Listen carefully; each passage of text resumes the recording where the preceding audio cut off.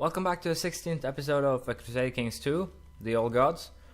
Last time we declared war on the Seljuks for Bavaria here, so we'll just keep going on with that war. We'll probably also try to take the rest of England, and other than that we will just stay quiet and try to keep our county safe, more or less. We'll also have to take this province from Italy for it to start drifting, so we'll go to war with Italy as well.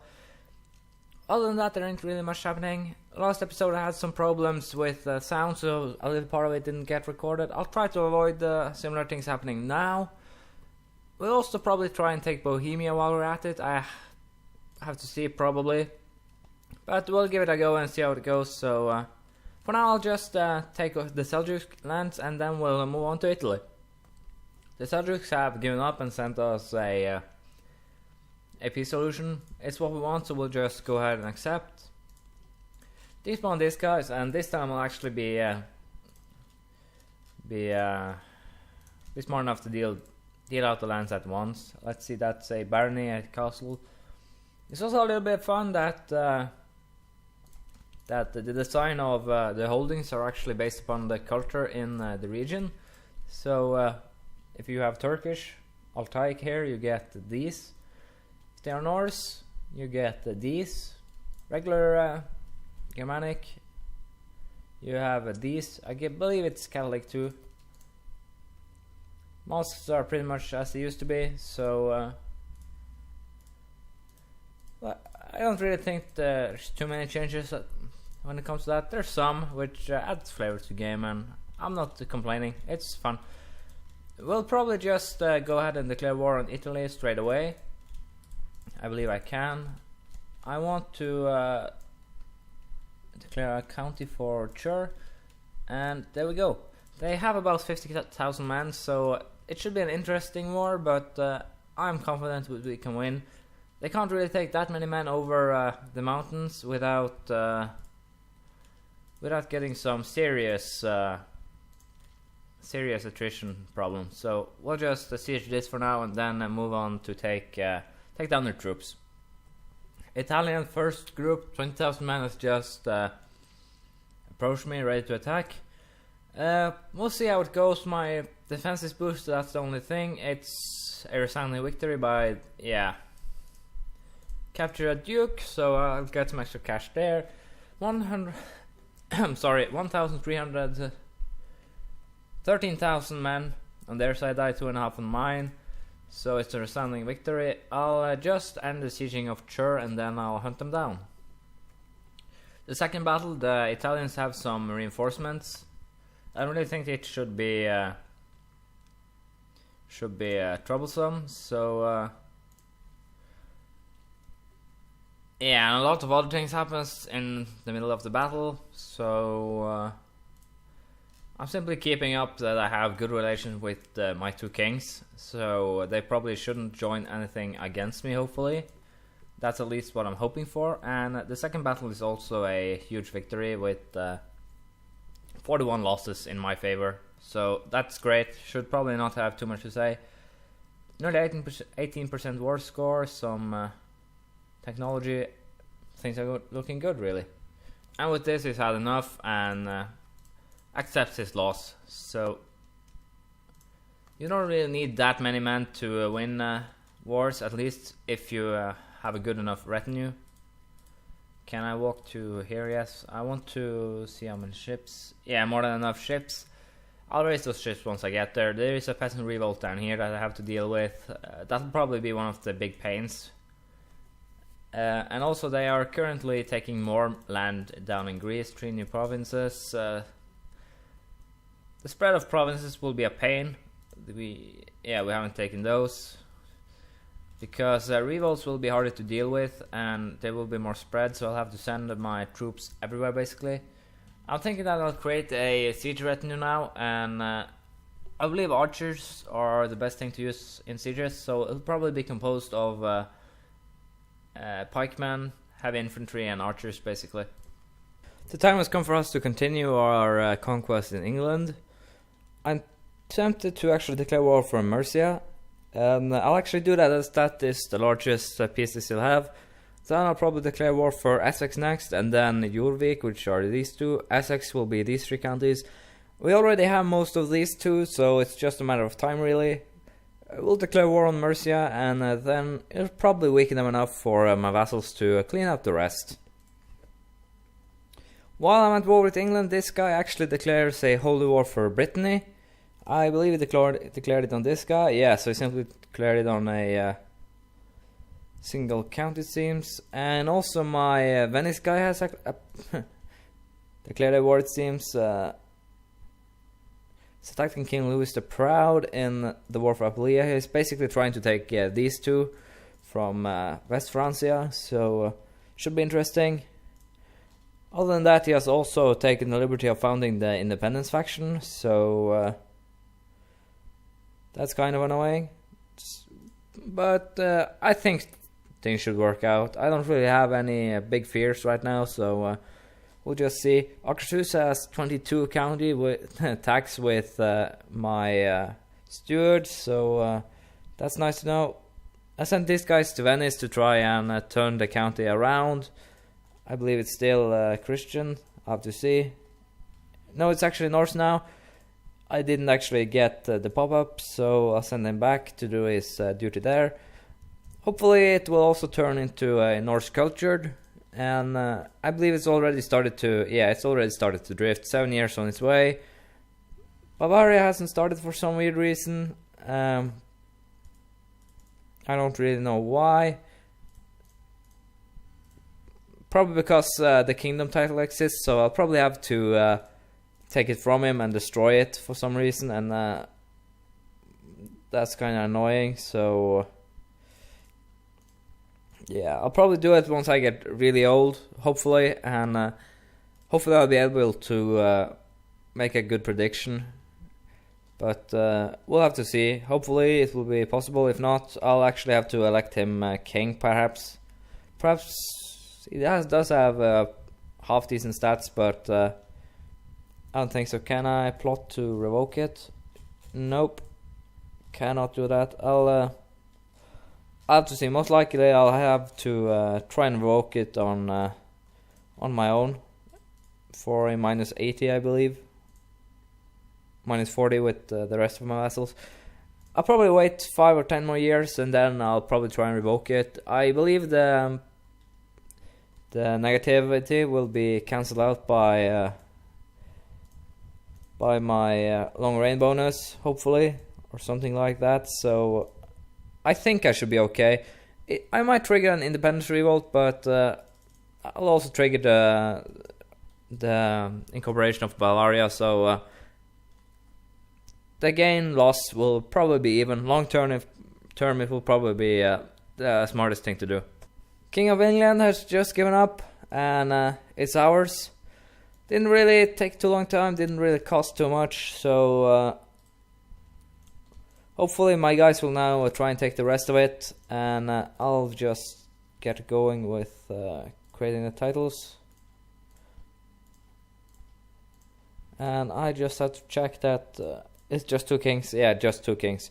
King of Denmark I don't really care about, because Denmark is already a part of Scandinavia, so it's not really a problem. It's a different story with Bavaria. It won't drift unless I destroy the kingdom title.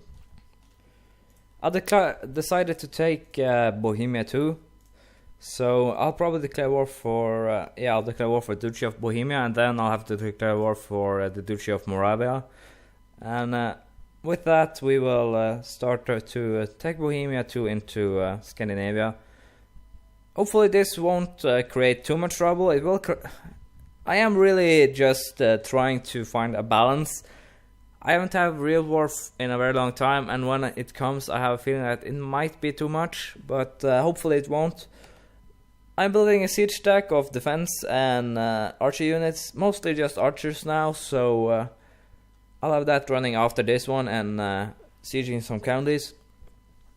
The rivers will be very important now once the new independence revolt hits, since I'll have to navigate many places. Venezia, here, Greece, this guy here probably. And I can actually use the river all the way from here. So boats will be probably what decides the independence wars in my favor. But I'll just go ahead and take Bohemia now. We have taken some of France's land, no, England. Sorry, some of the English lands, and yeah, the Danes are still arguing with each other over who should own what. So I'm just going to go ahead and take Bohemia. Just a little note about how big this guy actually is. I could raise 17,000 men from him. It's more than enough to siege these guys. So if I am to revoke the title and he actually denies me, it will be probably a hard battle.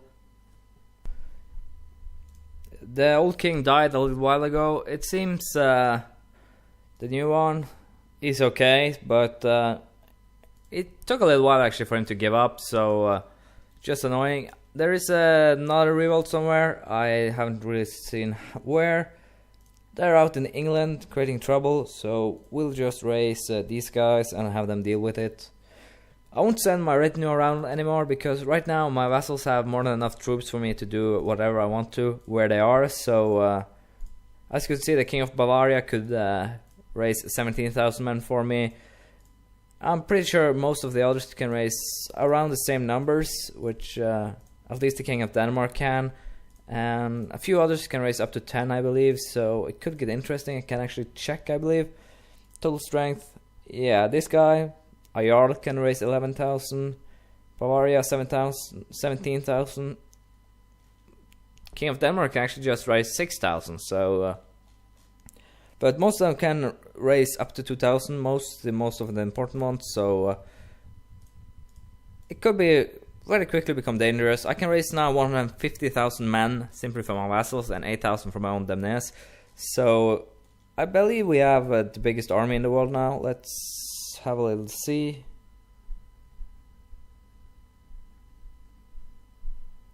Independent states and army. No, the Arabian Empire can now raise 275,000. The Sami Empire. It still won't break. The new family doesn't have the same amount of decadence, but they'll probably gain soon. It seems they still had trouble up here, or have these guys broken free?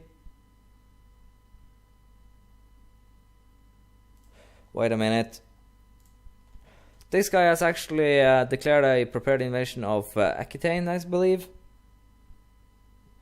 Yeah, this could get interesting fast, so we'll have to see. Burgundy seems to be breaking apart. So basically, Western Europe here is it's just a big mess. Asturias is still surviving, but it's just barely. So we'll have to see how they do. England actually gotten a new king. I didn't notice before now. Slow me, sorry. So we are actually ready for yet another war. We'll take Middlesex, Bedford, and Northampton from them. 3 counties, and once we get the opportunity again, we'll take this back, and right now this shouldn't really be an issue. We have more than enough troops in the area to take it, so I can't really see that we should run into too many problems. As you can see, more than enough troops, so we'll just go ahead and start sieging and trying to take the counties for ourselves. This guy actually seems to be a bit stubborn. He won't agree to these terms when he has lost all his troops, and we'll just do some more sieging, and then he'll probably give up pretty soon. Just as I said, it didn't really take that long before he gave up, so there we go. England is now 4 wars away from 3 wars actually, when I think about it, away from being under total Scandinavian control, so we'll just have to wait for that, and hopefully there'll be a revolt or 2 from his vassals, or mine will actually take responsibility and take some land. It doesn't really matter for me who does it. All I care about is that we gain the land fast and without too much trouble. I'm just going to send my my retinue back to the mainland, and it seems like the leader had died. I have no idea. I'm just going to hand out the land now, and that's that. Update on my Venice guy. He has actually been able to take these, and is currently holding them for himself. I still don't know why he hasn't created the Syrian Republic of Venice. Perhaps he can't. I'll have to check that out. But still, it's doing well here. Scandinavians haven't taken more here. Culture-wise, yeah. They have taken...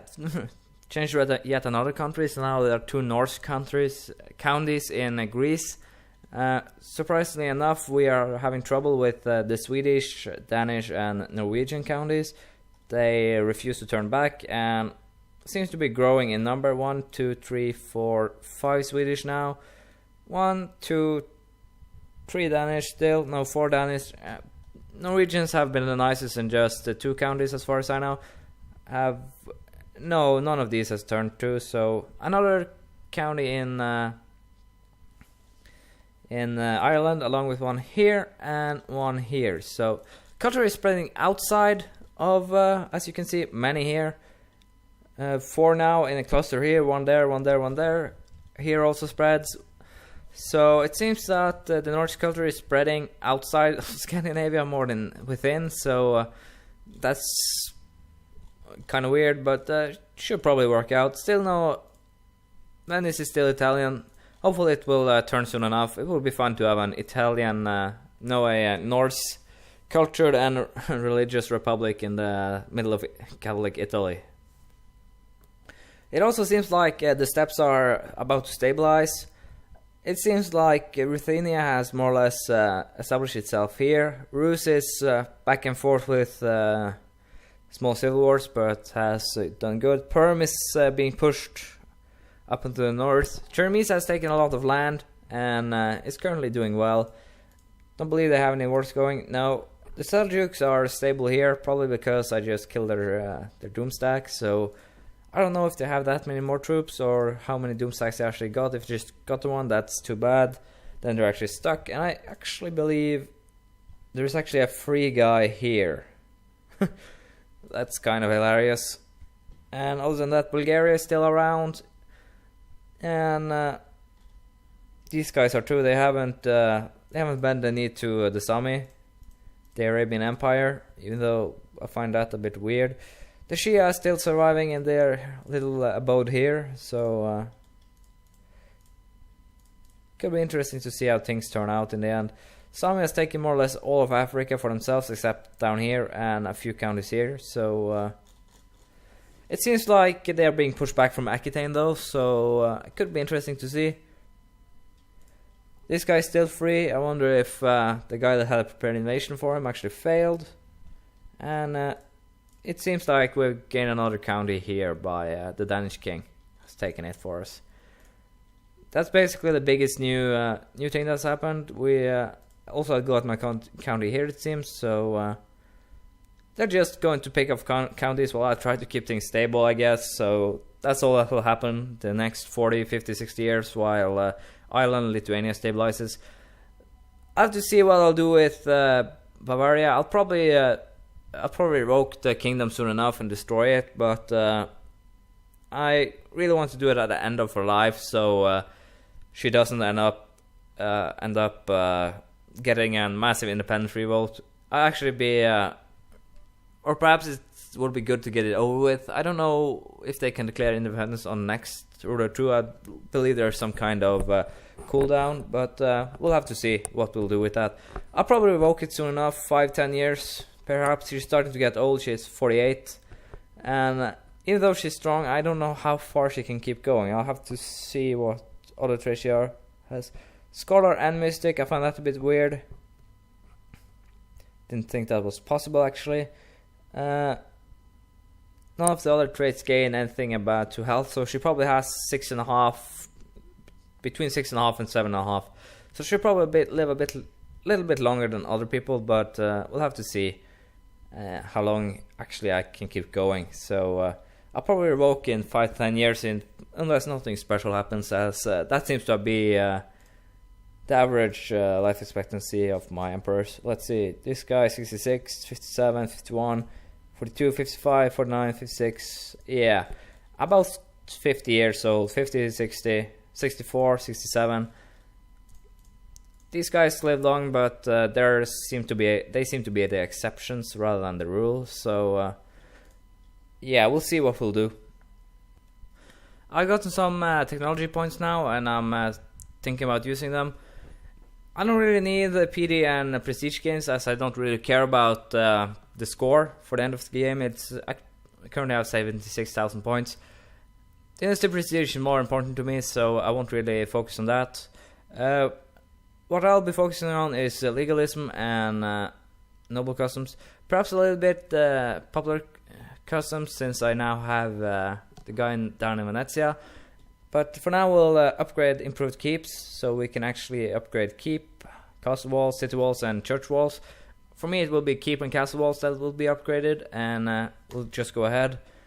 Siege equipment for quicker sieges, I guess, and I'll also do an upgrade for the light infantry, since most of the troops I raise is light infantry, but also because the new retinue focuses heavily on archers.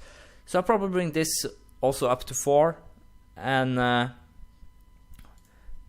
as soon as I get the possibility, as soon as I get the chance, I'll upgrade military organization again to get even a bigger retinue of people. So basically for me the most important things are on the military side, heavy infantry, since in the beginning, since that was what my retinue was built of. Now a little more light infantry with the archers, siege equipment to make sieges easier, and military organization simply to have bigger retinues. So right now there will be 1 point light infantry, then military organization, heavy infantry, and just keep going that circle. Probably some into siege equipment in a while. Castle infrastructure and improved keeps are what's important here. Basically because my holdings, this is what dictates how well I can upgrade those. This dictates my vassals holding, and I can probably do a little check and see how far they are come.